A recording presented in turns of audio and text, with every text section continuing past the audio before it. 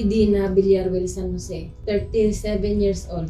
Nakatira po sa Bacoor City, Cavite. Meron po akong asawa at 3 anak. Ang una po, ang asawa ko po ang may hanap buhay. Hindi po inaasahan, nagkasakit po siya, na mild stroke po siya at 3 days, wala po siyang malay. Bilang asawa at ina ng mga anak ko, habang yung asawa ko po nagpapagaling, nag-isip po ako, nagtanong ako sa mga kaibigan ko kung ano po ang maitulong sa asawa ko at sa mga anak ko, matustusan ko yung pangangailangan. May mga kaibigan po akong tumulong. Hindi lang po isa, halos sabay-sabay po. Kung ano po ang papagawa nila, pwede daw ba ako maglaba, magplantsa. Sabi ko naman, sige kahit ano basta trabaho. Kailangan ko siya para sa mga anak ko. Tsaka sa asawa ko dahil kailangan niya ng panggamot, pangangailangan niya sa mga check-up niya. Umaga at gabi, nagagawa ko kung ano yung pwedeng gawin ko para sa pamilya ko.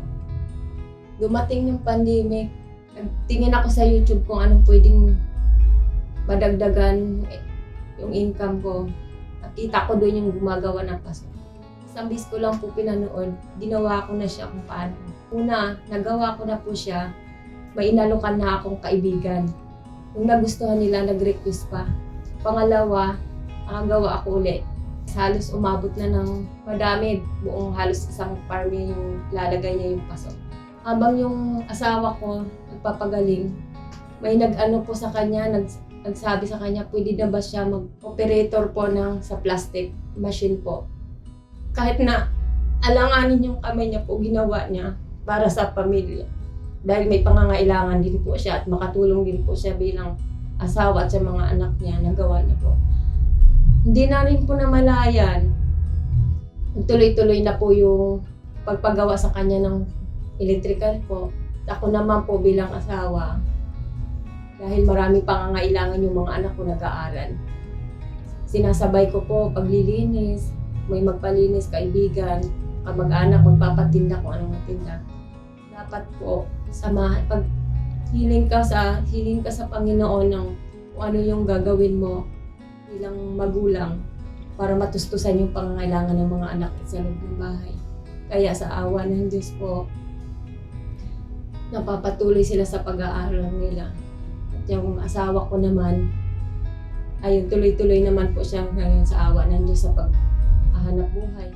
Mayroon pong kaibigan sa akin, magpapabantay siya ng bahay para may tao lang po sa bahay nila. So ang ginagawa ko po, hindi na po ako nagbabantay lang, gagawa po ako ng gawaing bahay, maglilinis o kung ano man po.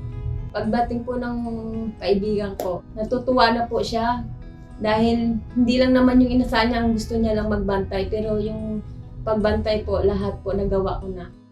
Dahil doon sa tuwa nila, sa nakikita po nila sa akin, mayroon silang pakonsuelo po sa akin. Bibigyan nila ako ng, o ganito, magbinta ka na lang. Ikaw nang bahala niyan. Ibigay ko na sa iyo ng mga ganitong item. Binta mo na lang. Ngayon po yung mga tinitinda ko po, mga tactical pants, daing, fish nuggets po. Para kahit paano matustusan ko po yung pangangailangan ng asawa ko sa pang-maintenance niya, pag-check up, tsaka sa pag-aaral po ng 3 kong anak. Iwala lang po tayo at sipag at tiyaga lang. Dahil hindi niyo po mamamalayan. Maraming bibigay na biyaya po ang Panginoon. Basta po magtiwala lang. Sa ngayon po, nagtutulungan kami mag-asawa. May trabaho na po siya bilang electrician po. Ako naman po, habang naglilinis, meron naman ako natatanggap na allowance sa kaibigan ko. Minsan, meron kaming nalilibreng pagkain. So, kaawa ng Diyos, nakapapawag yung pang-araw-araw namin. Natutustusan ko na sa pangangailangan ng mga anak ko sa pag-aaral.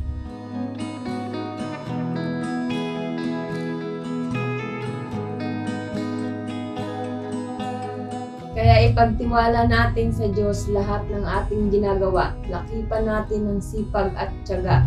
Huwag susuko, laban lang.